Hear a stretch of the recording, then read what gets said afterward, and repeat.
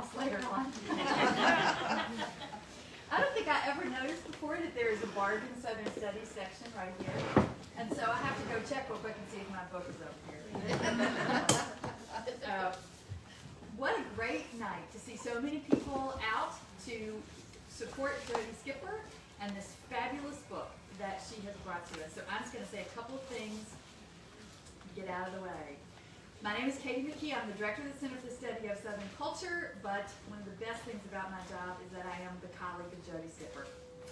Jodi Skipper is an associate professor of anthropology and Southern Studies here at the University of Mississippi, where she has been since 2011. She traveled many places around the South before she landed here. From Louisiana, went to Florida for an MA, went to Austin to get a PhD, went to South Carolina for a little while at the Institute for Southern Studies, and then came to the Center for the Study of Southern Culture with us in Oxford. She teaches regularly a class called Southern Studies 556, Heritage Tourism in the South, that has developed a substantial following amongst students on campus. We offer it every spring because students continue to want to take it. Jodi, there are now so many people in the back that they are bringing in benches from other businesses. Yes, come. There are a few seats. Yeah, we got 2 seats right now. One of the things about Southern Studies is that we like to ask hard questions and not settle for easy answers. That is exactly what is always happening in the classes that Jodi teaches. In addition to the book that you're going to hear about tonight, she's the editor of a book called Navigating Souths, which is an important collection, a metadisciplinary study of Southern Studies as a field. So she is thinking not just about her own research, but also about the questions that we all pursue together. In Behind the Big House, we find a courageous merger of self-reflection and site-based analysis that makes an important foray into thinking about how and why we do public history. There's nobody better to talk about that than Jodi Skipper.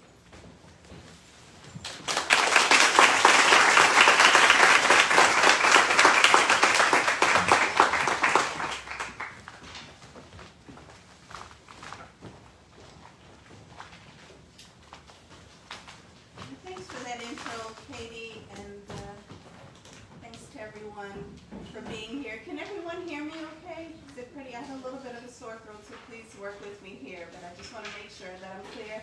If not, then please give me a thumbs up in the back there. Thank you. So first, I would like to thank the entire Square Books team who had a hand in making this possible. And also a special thanks to Ann Abedy, who couldn't be here tonight, but thought it necessary for me to do this. So she's largely responsible for making this happen. And thank you all for coming. You could have chosen to be so many other places. When thinking about this moment, I wasn't quite sure where to start. So I thought that I would start about a month ago, when Airbnb came under fire after Winton Yates, a civil rights attorney, posted a TikTok video slamming the Panther Burn College at Belmont Plantation in Greenville.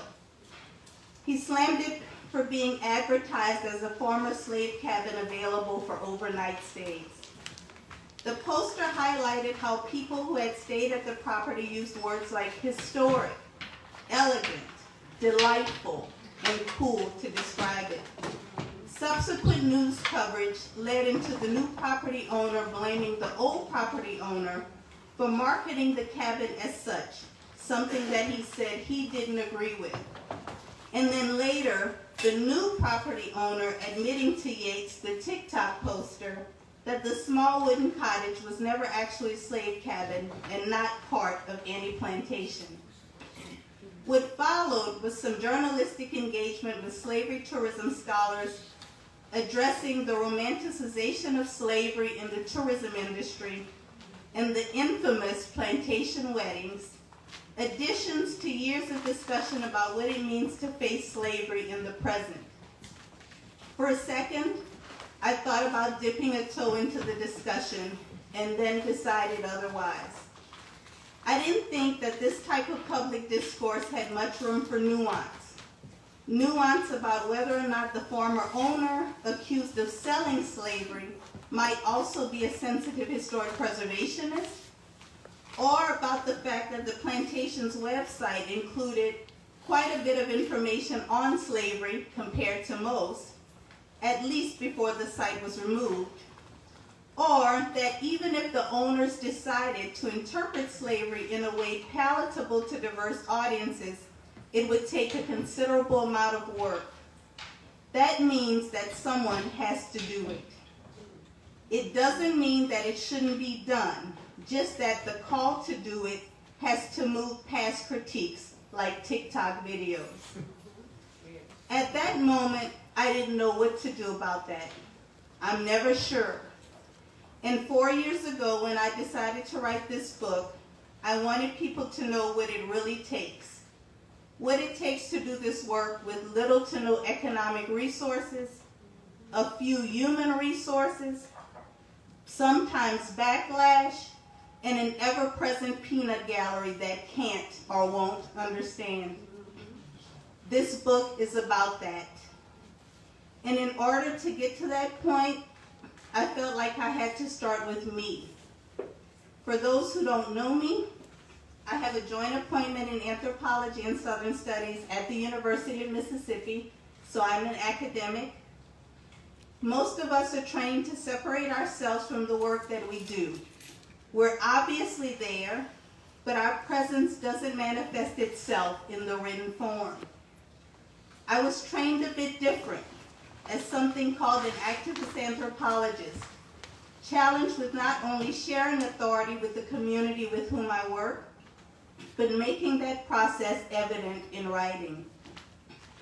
It also means that I politically align myself with organized groups of people in some kind of struggle, which means that I have dual loyalties to that political struggle as well as to academia, and those things are often in conflict.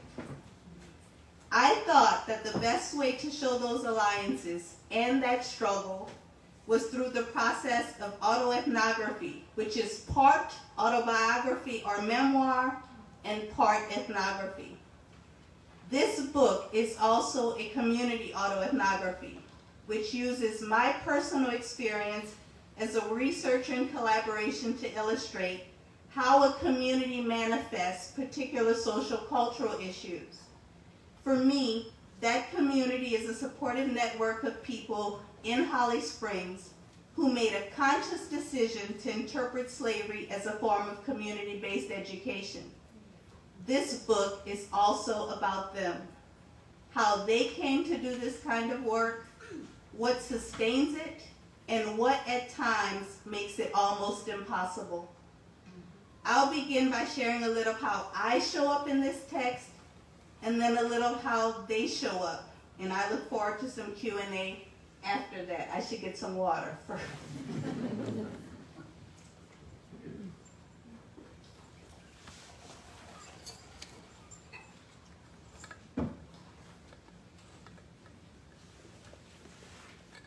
Something went wrong. Please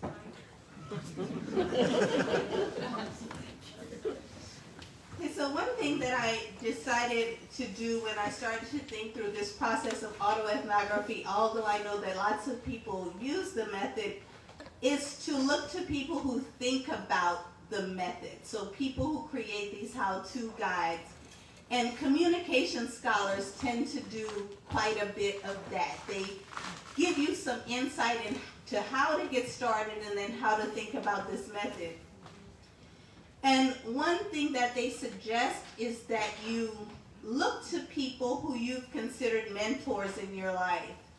And when I heard mentor, I immediately jumped to faculty members that I remember from my time at Grambling, Florida State, the time at University of Texas, and so on, who really helped me to think about what it means to represent past in the present. And then I thought, I've really got to go back a bit further to think through this, because those are folks who helped to train me, But I was socialized to think about those things even before that formalized training happened. And a lot of that socialization came from family members who decided to take me on as a little project of supplementary education. And I don't think that they consciously said, let's go and pick up our little project. But they did the work because that's what family did. And I had cousins who lived across the street, 2 houses down, 3 houses down, around the corner, a few blocks away. They were all over the place. So there were lots of people to do that. And one particular situation sticks out in my memory, and it has to do with my cousin Geneva, and I'll share a little bit about how she influenced me.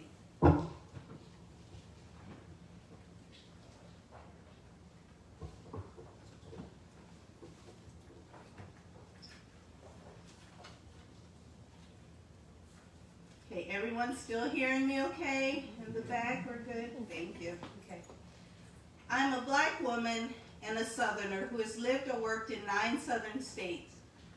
I grew up in Lafayette, Louisiana from the late 1970s to the early 1990s, nurtured by a supportive black Creole community, living with the vestiges of slavery, apartheid segregation, and the internalized racism stemming from the historical white male position of black female bodies who produce lighter bodies and lighter bodies, sometimes socialized to think of themselves as superior to darker bodies. Still, I knew that I mattered to that loving, hating black Creole community. I also felt like I didn't matter in a white supremacist community in which those who were not Cajun, meaning white, had no history. After 8 years of working intimately with a group of people in North Mississippi, representing the experiences of enslaved people who didn't seem to matter in interpretations at historic sites, I was compelled to critically think about how my identity as a descendant of countless enslaved people and my experiences as a black woman, as a U.S. Southerner, and as an activist anthropologist could influence how I do academic work in ways that make that work accessible to racially diverse communities. That reflection begins with understanding my early racial formation tied to Louisiana Cajun and Creole identities. I knew that the Cajun or white identity was privileged and promoted at the expense of my black Creole identity. I experienced a time of Cajun revival, which began around my birth. I watched it flourish, and I felt excluded. I was confused and angered by what seemed to be this privileged place in society, and I despised being underrepresented. At the same time, I experienced a counter-narrative of Creole Zydeco festivals, restaurants, newsletters, and grassroots organizations designed to make those like me more visible. At the time, this collection of events and perspectives didn't have a name, it just was. It's something that scholars like Alexandra Giancarlo have now studied and named the Cultural Creole Renaissance. I did not know that it was intentional. I struggled through elementary school narratives of Belisaire the Cajun, Clovis the Cajun crawfish, and French Yule logs at Christmas time. I felt too dark to be a teacher's pet or to carry the Virgin Mary's crown during church celebrations. The latter seemed reserved for light-skinned Creole kids. Being the exceptionally smart kid of uneducated parents didn't help. Still, I was nurtured by a supportive community of adult relatives and friends who understood the value of supplementary education. Miss Rose invited me over for arts and crafts projects.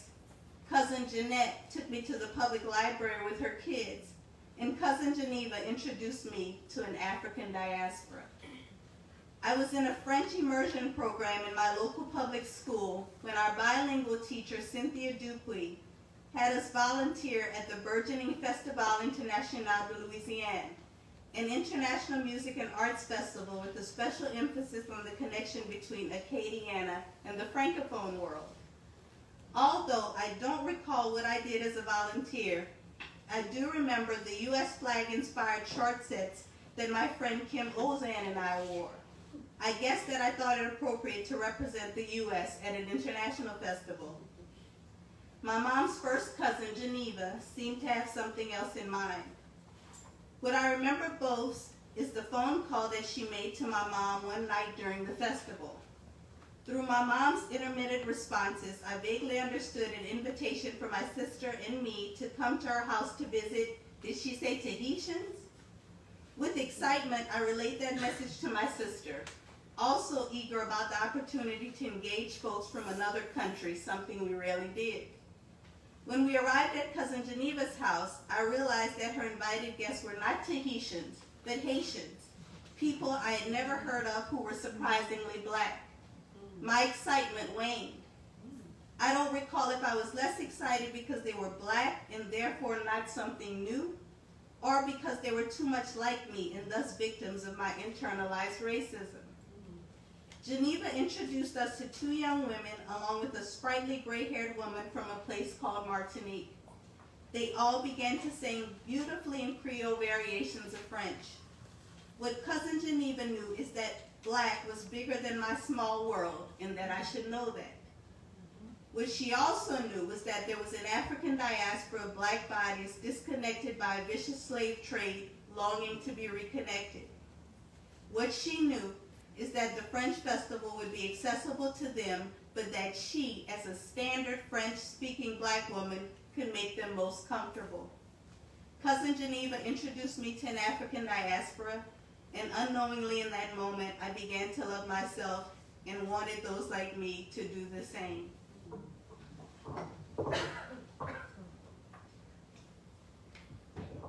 One thing that I often think about is how having a loving, supporting black Creole community, loving grandparents, aunts, uncles, cousins, still wasn't enough to teach me how to love myself as a black woman.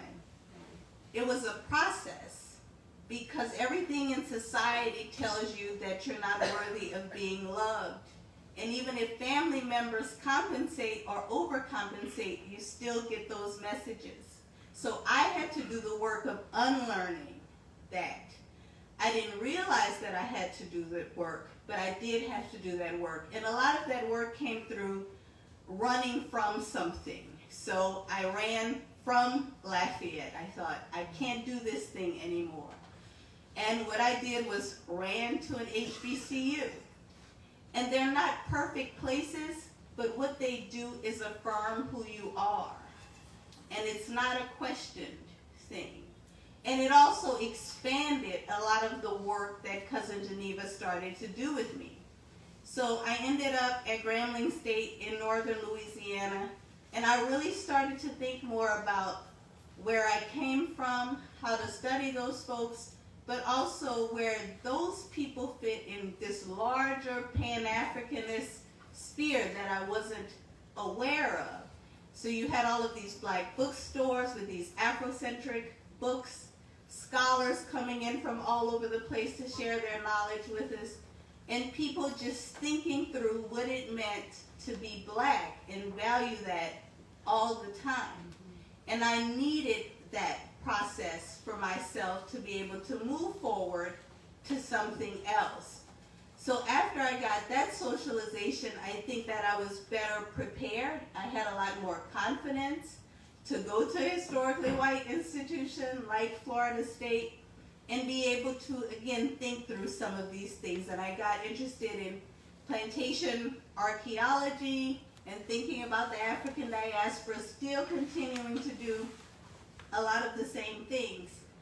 And what I noticed as I was studying is that a lot of what I studied somehow ended up in journal articles. We talked about it at conferences, but I'm not quite sure how someone like my mom, for example, or my cousin Geneva would get that information. There was a big gap in between what I was getting and what was being made accessible.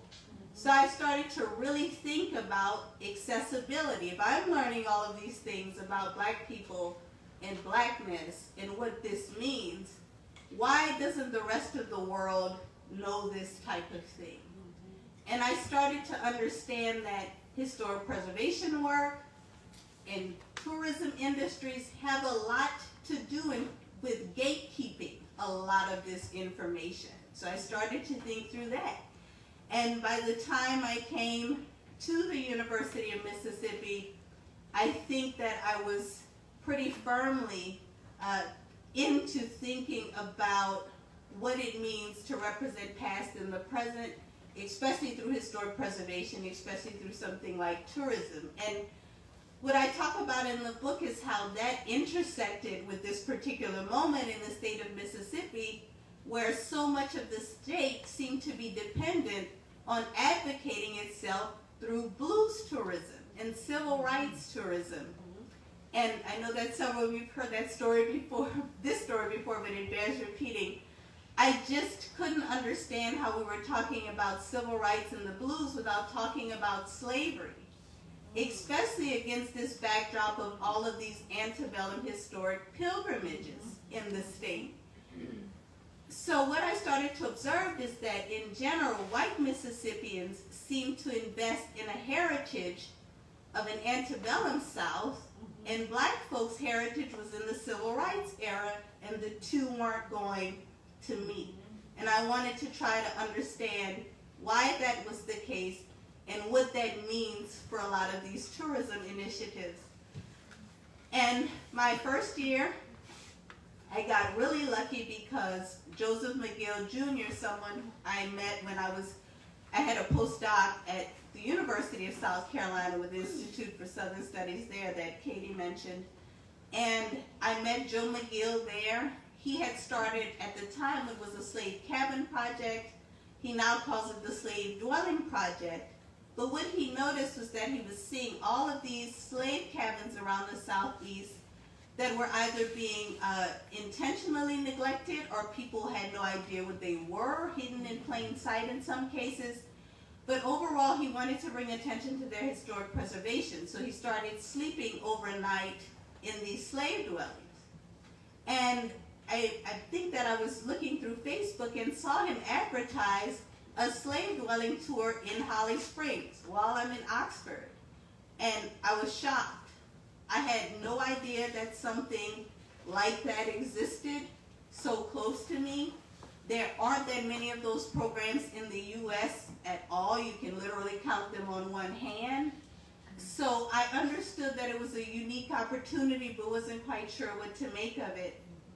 So I called the two people, Chilius Carter and Jennifer Eggleston, who had started this program as private homeowners in Holly Springs, owning the U Craft House, a house completed in 1851, a house completed largely off the backs of enslaved people economically. That's how North Mississippi developed after Chickasaw removal.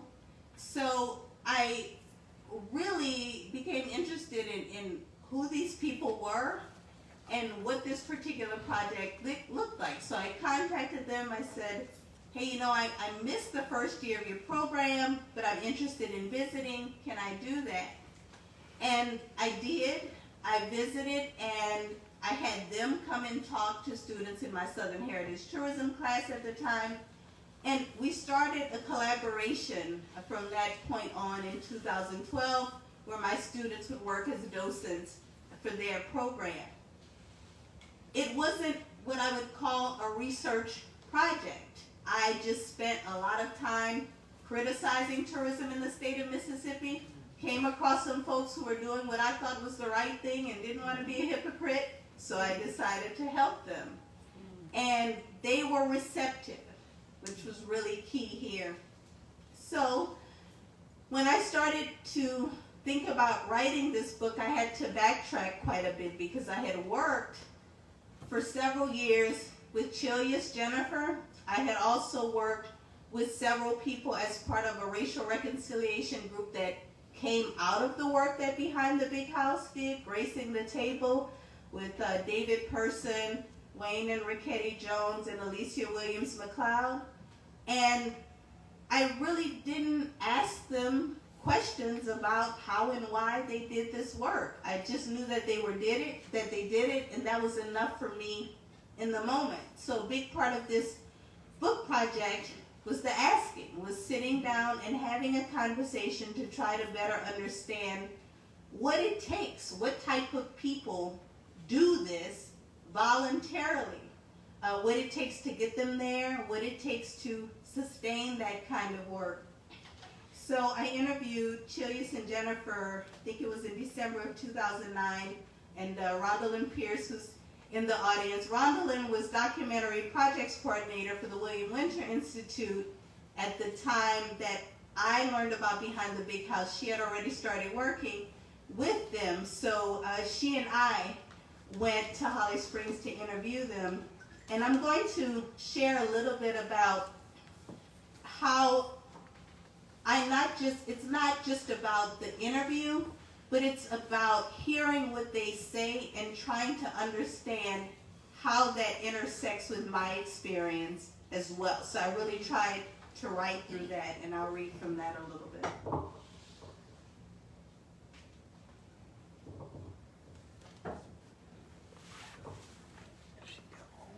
In 2017, I was awarded one of 8 Whiting Foundation Public Engagement Fellowships to help expand the Behind the Big House program model to other parts of the state. Prior to applying for the fellowship, I consulted with Chilius and Jennifer about what kind of project might be most helpful to their long-term goals. After some discussion, we agreed that creating a series of public programs that address the nuts and bolts of interpreting slavery, or designing and implementing a series of professional development workshops on interpreting slavery for local historic site communities would be most helpful. That nascent idea morphed into a best practices for interpreting slavery workshop and corresponding website, behindthebighouse.org, that serves as a how-to guide for local communities interested in creating their own slavery interpretation programs. The workshop and website were the capacity building pieces that Chilius and Jennifer had touted since the program's beginning. They had always envisioned the program as a template, not unique to Holly Springs, but suitable for any town, community, historic site that recognizes the need for retooling their historical narrative to one that is more accurate, complete, more inclusive, and with the political will to do it. Chilius also hopes to secure funding to restore the fireplace in the slave dwelling kitchen to its original purpose so that Michael Twitty can demonstrate cooking techniques in the original kitchen. The fireplace was sealed by a previous owner. Chilius made funding attempts for this restoration with no luck so far. He thinks that the program's status, occurring only once a year without a full-time staff, is one possible barrier to large grants. They have had success with small grants from state or regional entities like the Mississippi Humanities Council, the Mississippi Hills National Heritage Area, and the Mississippi Development Authority, which gave promotional funds for 5 years.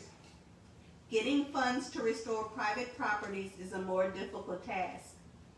It is unclear to me why sustaining local support has been a challenge. I think that the reason can be found in a combination of several factors. In particular, the dominance of the pilgrimage as Holly Springs' main tourism narrative, the project's inherent call to deal with the difficult heritage in a racially fractured community, and the problems that so-called outsiders like Chilius and Jennifer encounter in trying to penetrate a relatively insular society. Chilius and Jennifer, although residents of Holly Springs, are not from there. Neither am I. I think that it's harder for those whose ancestors were enslavers or were enslaved in an area to reconcile that history in a public or even a private way. It's even rarer to witness homeowners narrating slavery-owned properties where their ancestors enslaved others. Chilius is a Southerner with ancestors rooted in the Confederacy. His grandmother was in the United Daughters of the Confederacy. He doesn't hide that history. He accepts it for what it is. I think that's what allows him to do this kind of work. I think that he's reconciled history in a way that doesn't tempt him to choose sides. I think that is the case for me and for others with whom I work. Otherwise, whiteness or blackness or something else wouldn't allow us to see historical actors with equity. That doesn't mean that we don't understand that some folks haven't been silenced and need to be equalized in the present. That means that we are not only able to recognize that challenge, but can seek to remedy it. Chilius can still respect and love his grandmother, knowing that his personal experience with her doesn't make her actions acceptable and doesn't prevent him from prioritizing Black lives in the present. To work with him, I didn't have to know the details of how he came to do that. I just had to know that somehow he had. On a personal level, I had to reconcile my negative experiences with white people, especially during childhood, to be as fair as possible in how I think about people historically. I had to be able to value their ancestors just as much as mine. A retired teacher from Jackson once told me that you can't teach what you haven't reconciled. I think that the same goes for doing historic preservation work. You can't represent what you haven't personally resolved, and for many Americans, race is that unresolved issue. I think that the same goes for certain members of the Garden Club and others in Holly Springs who haven't reconciled their family's past with their nostalgia for them in the present. Somehow making Black Lives Matter in the present troubles their personal family histories. This would mean recognizing that their ancestors' actions, although not their fault, still have real impacts. I see the work that Chilius and Jennifer do as a form of reparation, although they don't articulate it that way. I think that this could be the case for others in Holly Springs if they were ready and willing to accept it.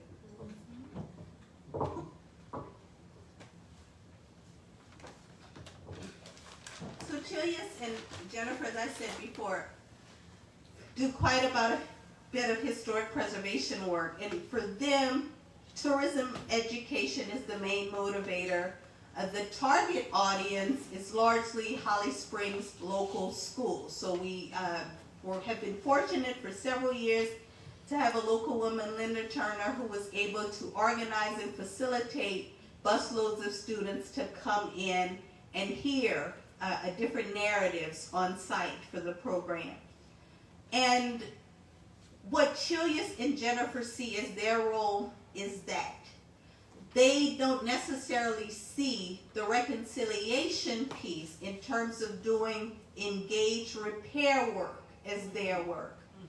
That work came through this racial reconciliation group called Gracing the Table that was co-founded by two people that I mentioned. David Person, I actually just met one of his cousins who's in here today, so I thank her so much for being here. We lost David in January of last year, and it's a void that we can't fill. And David and Alicia Williams-McLeod, who was then chair of humanities at Russ College, had a conversation after the first Behind the Big House program and wanted to think about how to keep these conversations going, how to not lose that one moment for a program that only happens once a year. So they modeled their particular group after an organization called Coming to the Table, which is it's a national organization that started through work at Eastern Mennonite University that really helps descendants of enslaved people and descendants of their enslavers come together to think about impacts in the present, especially as they confront histories, and that's the first step there. So they started their own group, and I was really reluctant to join, but anyone who knew David Person knew how convincing he could be. He just assumed that I would be part of the group, and eventually I was. And so he's, his work, the work of Alicia, and then others like Ricketti and Wayne Jones, who have really been committed. I mean, when I say committed, I mean that these folks only take a break when they completely fall apart and don't really know that they need one. And it's not the healthiest way to work, but in many ways it's the way that they think. I think that they know how to work. So, as I interviewed Chilius and Jennifer, I also interviewed Wayne and Ricketti and David and Alicia. I interviewed them individually, and in their cases I asked more direct questions about how they've been racialized, how race and racism have impacted their lives, and then also a lot of the interview is just mainly about what they wanted to share and saw as significant. I didn't want to bias the information they gave me too much. So I'll share a little bit here about what I wrote about Wayne Jones. Wayne is nearly 20 years my senior, but we seem to have had similar childhood experiences. My parents worked with white people but didn't visit them, nor did they visit us. I vaguely remember one of my mom's white co-workers coming to pick up a sack of okra, but I don't recall her coming into the house or being invited in. I grew up in a post-white flight neighborhood on what was and still is considered the black side of town. The last white family left when my older sister was a child in the early 70s. I played with white children in school up until the 5th grade before we racially segregated ourselves in middle school. I can't say that my experience was the norm or that Wayne's was.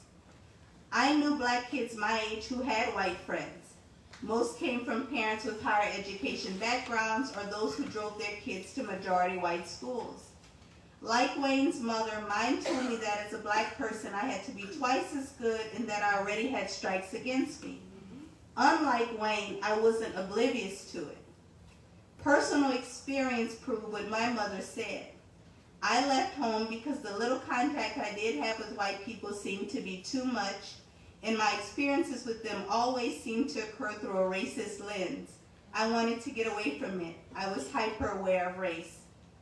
Wayne's contact with white people was limited, and his experience with racism was only through his parents' warnings. He says, "I was black, but I wasn't black in the mind."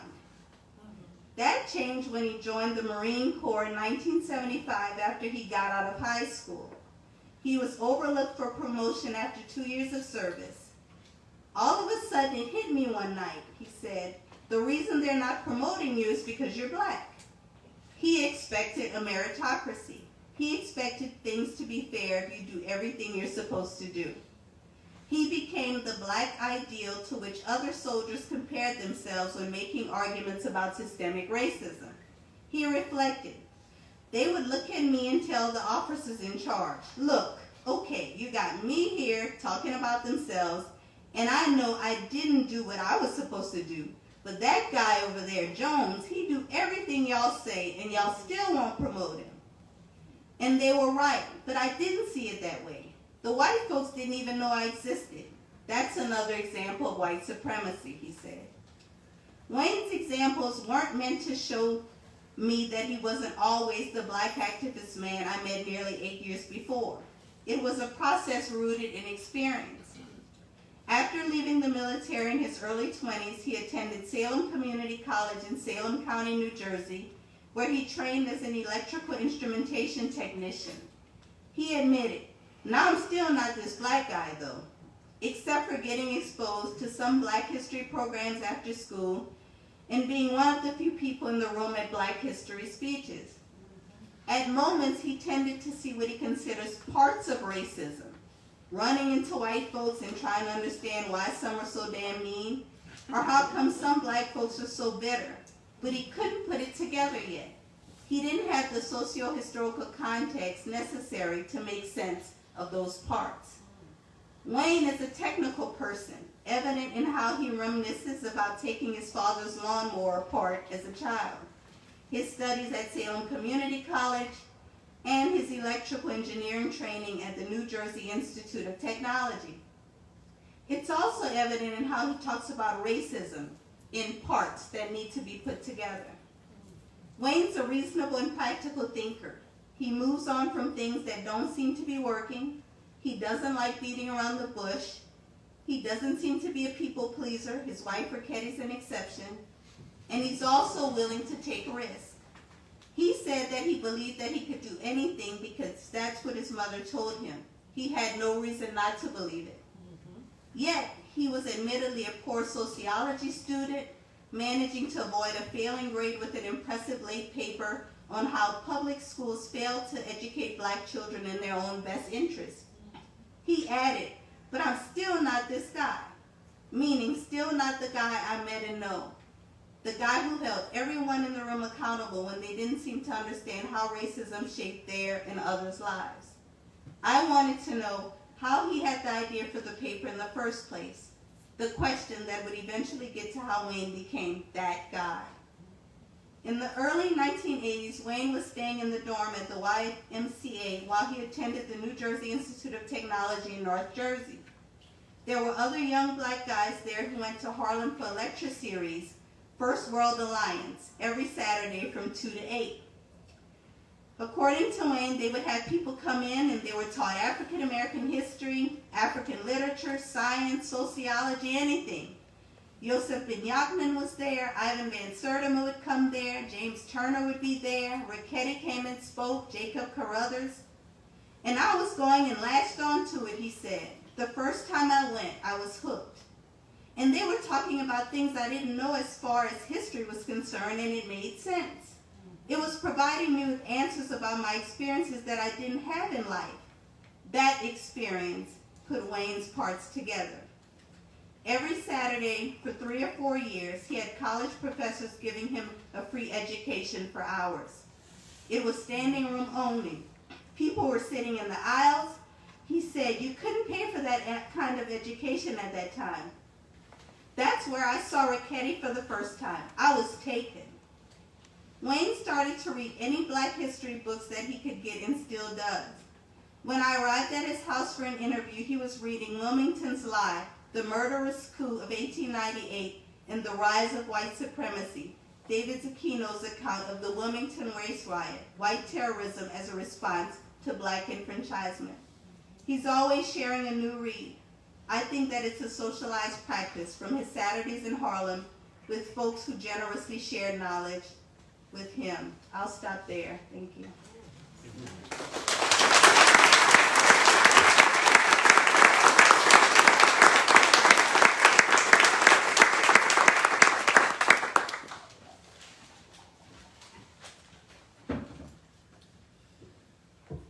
Questions, comments, thoughts?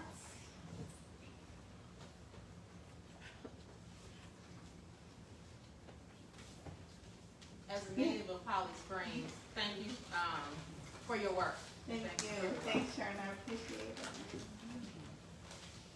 It's been a long road, hasn't it? Yes, it's always a long road. The book project itself has certainly been.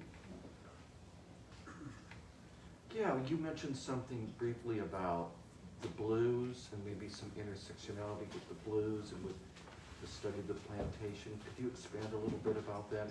You coming from where so many great bluesmen in the North Country too. Yeah, lived. absolutely. I think that what I was saying that at the time that I came to the university, there were many discussions about developing blues tourism, especially in the Delta, and civil rights tourism as well. And a lot of those conversations, I think, surrounded, there was socio-historical context. At the same time, if you think about blues markers, for example, a lot of them mark events, places, right, individual people.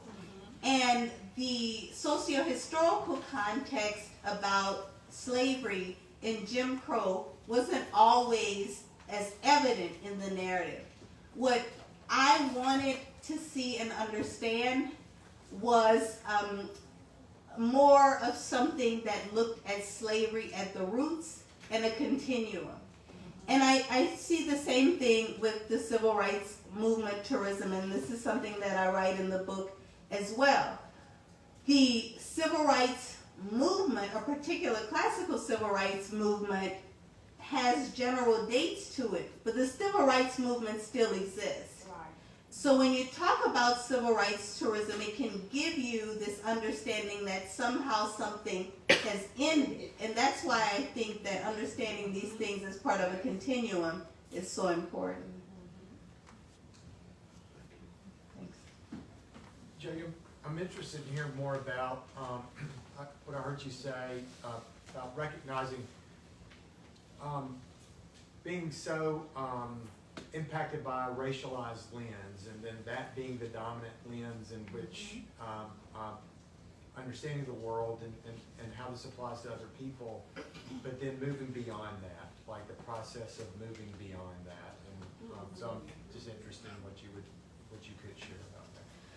Yeah, so it's, my childhood was certainly, racist lens was very evident, but colorist lens was also, especially being from southern Louisiana. So I was really socialized with a lot of colorism. And I understood that to be the world in so many ways. I understood white people to be a certain way, those with whom I had limited experience. And I think that what I needed to do to not necessarily, I don't know if deracialize is the best word to say it, but what going to Grambling did was affirm my blackness. That's something that society hadn't given me. I had to get there. What anthropology did was teach me that race was a constructed thing in general. And I think that's what helped to deracialize how I see things. It's work every day, but I'm pretty confident that that's what it's going to take to somehow combat racism. I think that we have to stop seeing race. In the United States, we tend to come in seeing that. And it's not stop seeing race in the kumbaya, we're all the same thing. Stop seeing hierarchy. Stop seeing people in racial hierarchies.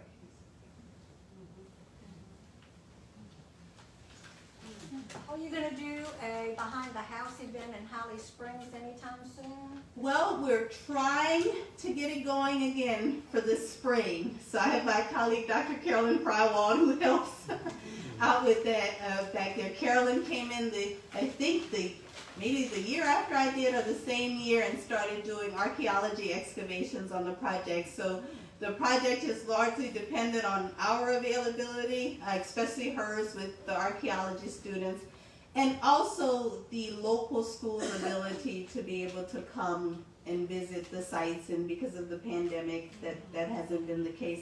So we're thinking about it, but still not quite sure. Yes.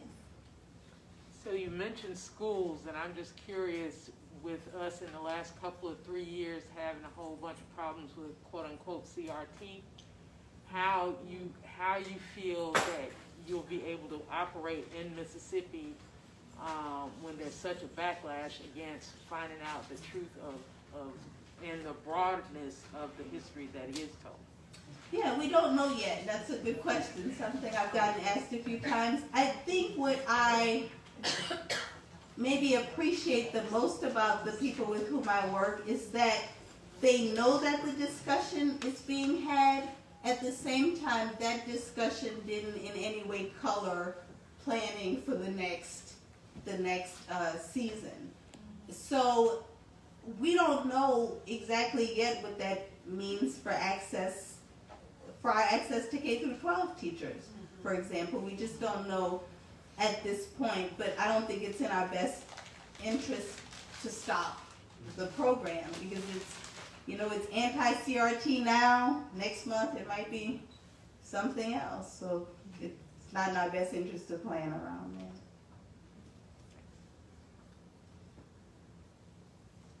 Yes. Yeah, thank you for your presentation. You mentioned you were from Southern Louisiana, and of course you went to Grambling, and you came to a place like Holly Springs, you're based here at Ole Miss. What's your take on, as you say, you focus on the Blue Bloods in Holly Springs, and then of course there's a black community in Holly Springs, and the two don't generally meet. So where do you see that going in the future if you plan to do, more work in that area? Yeah, I wish I really had the answer to that question. We've really tried in so many ways, and I know it's easier said than done, because I also come from a community where someone tried to do something comparable, and we had issues with even getting access to burial ground that my ancestors were buried on that white descendants owned.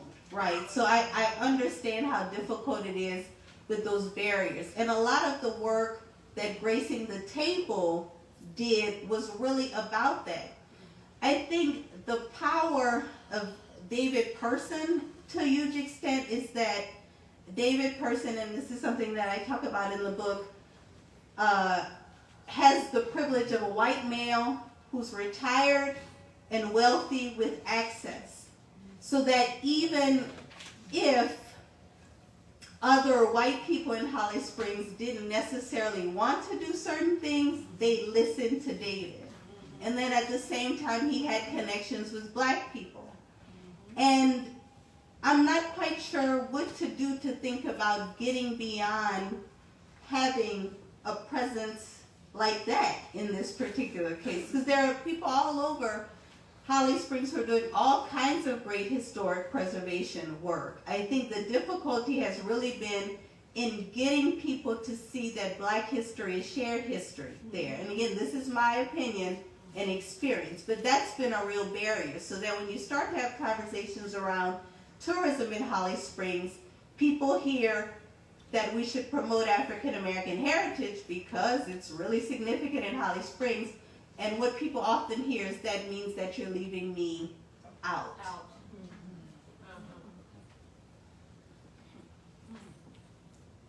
Yes. Do you think that there's an ability to have some kind of programming or partnership with like Tallahatchie Flats or Shack Up Inn and Clarksdale? I mean, these other places that are benefiting from that narrative. Is that something that you'd be interested in, like reaching out and seeing if there's a way to have some kind of educational program?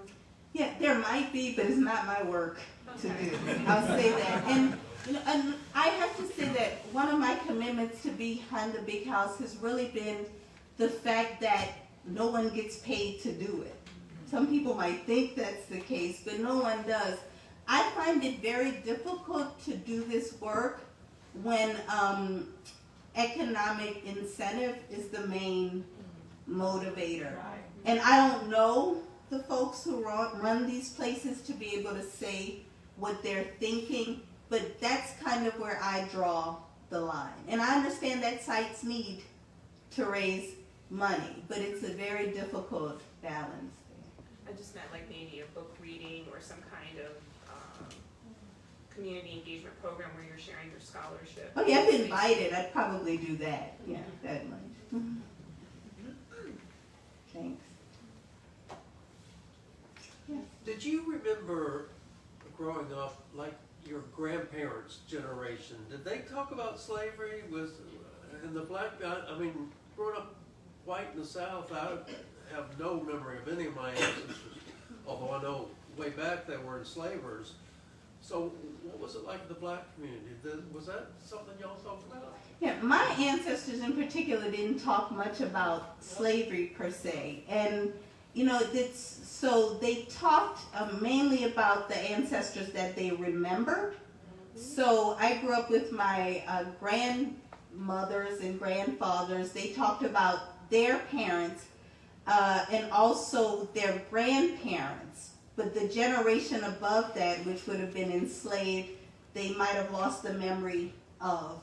But they did talk about race if you could get them to talk about race. I think, you know, it's just a very traumatic thing in all kinds of ways. Even when I would ask my grandmother questions about her experiences with race, and especially if I had a recorder, she wanted to know where that information was going. So she still felt risk talking about certain things, although she did share at times. I wish that I would have asked more direct questions, but I can't say that the information was easy to get. From some, it's easier from some family members than others, just like in any family.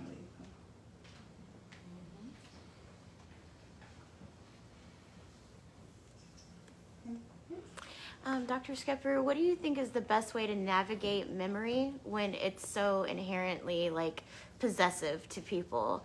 When you're talking about this is my memory, and someone might think, well, this is a horrible memory or this is a awesome memory, and people hold dear to that. So how would you navigate that and being able to kind of I guess, have an open dialogue where people are open to talking about their memories without feeling so possessive of them. Yeah, so I almost think that's insurmountable in many ways. You know, people are just so different. Sometimes you'll talk to people who are ready to share any and everything. Some people are a lot more difficult. It's hard for me to personally answer that question because so the time that I've done oral histories, I've either done oral histories, so I was working with a historically black church community. So I was asking people specifically about their relationship to the church, which I think they were more flexible about. In this case, I had an 8-year relationship with people already. And that doesn't mean that they're going to say everything, but I think that they kind of understood where I was coming from to some extent. So I think that made it a bit easier for me.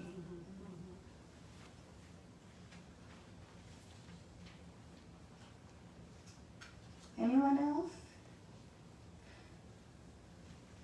Jodi, are there any updates from your work at Roanoke or any news on that project? Oh, well, there are probably other people in the room who are better, very quick to answer the question, but I guess I could say some general things is that we're in general thinking through what long-term interpretation at Roanoke would look like, and you know, I have colleagues who are here like Katie McKee, Jeff Jackson, and others who have a working group of people who are really just slowly thinking about how to envision that. And I think, you know, that's the way to do it, to think critically about the process and what it means to do that kind of work. So that's where we are.